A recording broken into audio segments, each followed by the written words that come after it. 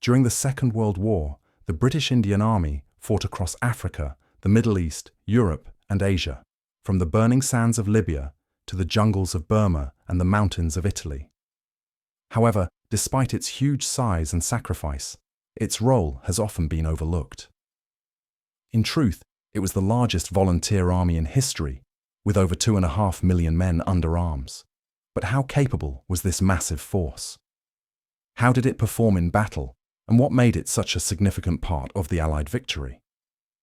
At the outbreak of war in 1939, the British Indian Army was a modest colonial force of around 200,000 men. It was designed for internal security and frontier warfare, not for global conflict. But when Britain declared war on Germany, India was automatically committed, and the army underwent one of the fastest expansions in military history. By 1945, it had grown to over 2.5 million volunteers, forming 14 infantry divisions, 4 armoured divisions, and dozens of independent brigades and regiments. This was a completely volunteer force. Every soldier who joined did so by choice, for loyalty, adventure, pay, or the chance to escape poverty. Together, they transformed a small imperial army into one of the most battle-hardened fighting forces of the war. The men who filled its ranks came from every corner of the subcontinent. Recruitment followed the long-standing British martial race theory, which favoured certain groups thought to possess natural fighting qualities. The army drew heavily from the Punjab, the northwest frontier, Rajasthan, and Nepal. Its ranks were filled with Sikhs, Gurkhas, Punjabi Muslims, Dogras, Rajputs, Marathas, and Pathans, men from communities with deep military traditions. But as the war expanded, recruitment widened dramatically. Soon, soldiers came from Bengal, the United Provinces, Madras, and Assam, turning the Indian Army into a truly pan-Indian force. By 1944, almost every region, religion, and language of British India was represented in uniform. To join, recruits had to meet strict physical standards. The ideal soldier was between 18 and 25 years old, fit enough to march long distances in tropical heat or mountain cold. Medical and endurance tests were rigorous, focusing on stamina, eyesight, and strength. By 1943, Indian officers were being commissioned from the Indian Military Academy at Dehradun, marking the steady Indianization of command ranks. For the first time, Indian officers began leading platoons, companies, and even battalions into battle. The strength of the Indian Army lay in its flexible and balanced organization. A standard Indian infantry division consisted of 3 brigades, each with roughly 3 infantry battalions supported by divisional artillery, engineers, transport, and medical units, totaling around 15,000 to 17,000 men. In the early and middle years of the war, most brigades followed a deliberate pattern: 1 British battalion, 1 Indian battalion, and 1 Gurkha battalion. This design gave each brigade a mix of experience, training, and fighting styles. The British battalion brought long-service professional soldiers and experienced officers. The Indian battalion added manpower and local knowledge. The Gurkha battalion, fierce and tenacious, contributed shock power and jungle endurance. For example, the 7th Indian Infantry Brigade of the 4th Indian Division included the 1st Royal Sussex Regiment, the 1st Rajputana Rifles, and the 4th Battalion, 11th Sikh Regiment. As the war progressed and more Indian units became experienced, this structure evolved. By 1944, many brigades, especially in the Burma campaign, were composed entirely of Indian and Gurkha battalions, reflecting both growing Indianization and the declining number of available British troops. The Army's first major test came in East Africa and North Africa. In East Africa, the 4th and 5th Indian Divisions fought Italian forces in Eritrea and Ethiopia, capturing the fortress of Keren after weeks of brutal mountain combat. Soon after, Indian divisions moved to North Africa, where they fought under the British 8th Army against Rommel's Afrika Korps. the 4th Indian Division became one of the most respected units in the desert, fighting at Sidi Barrani and El Alamein. Field Marshal Wavell described it as one of the finest fighting formations in the desert. Indian artillery, engineers, and transport drivers kept the Allied armies moving across the harsh terrain, often under fire. But the army's worst disaster came in the Far East.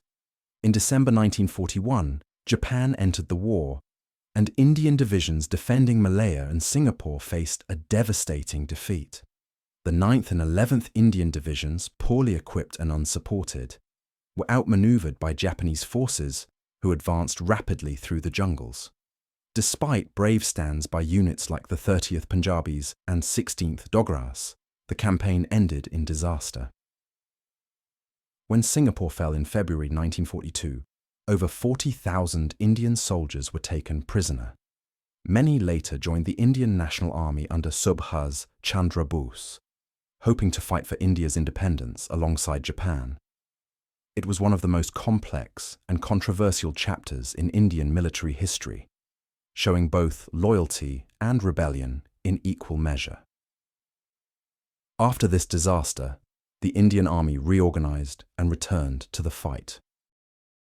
Under General Bill Slim, the 14th Army, composed largely of Indian divisions, fought one of the toughest campaigns of the war in Burma.